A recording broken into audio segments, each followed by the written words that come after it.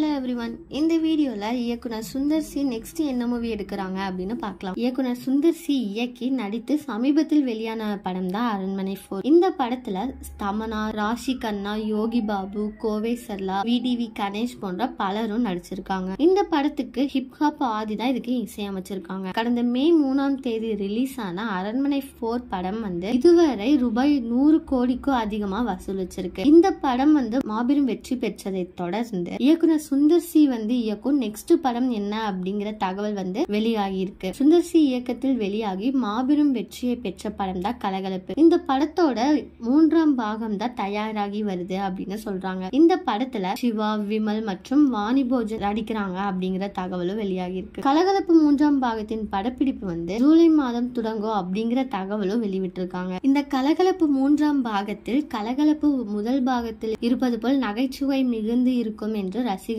காத்துட்டு இருக்காங்க. இதே மாதிரி லேட்டஸ்ட் சினிமா நியூஸ் அப்டேட்க்கு இந்த சேனலை சப்ஸ்கிரைப் பண்ணிக்கோங்க.